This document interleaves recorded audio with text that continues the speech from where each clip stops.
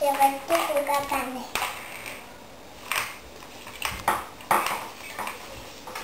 А това е някакъв чакай. Обзваваш лист! Така, не много да не.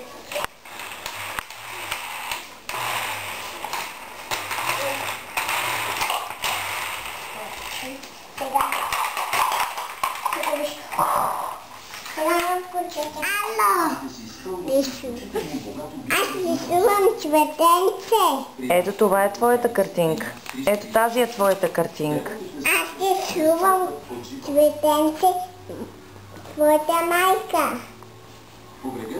За мен? Да. Много е красиво, мамо. И правим оп. Така. Така. Така. Така, така, така, така, така, така, така, така, така. На колко годинки си? 2-3. На 2-3? Мамо, искам ми го пусне видео.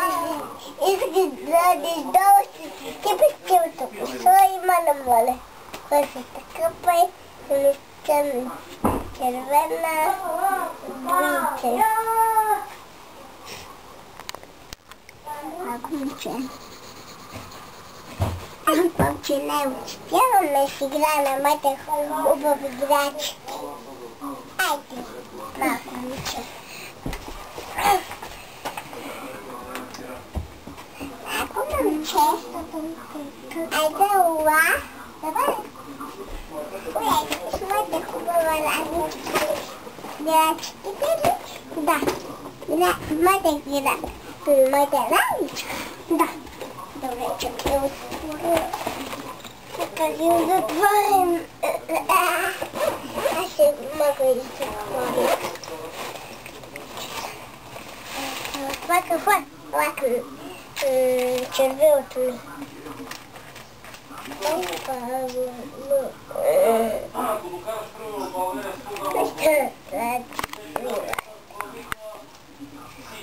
Кажи се, червиш.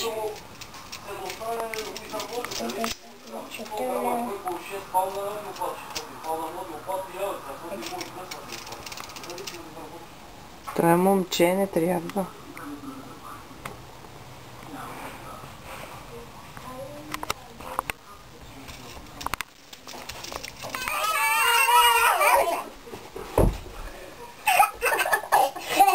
Майка се уморих. Много прашва. Иска да четеш. Дадох ми балончетата да видя как ги правиш.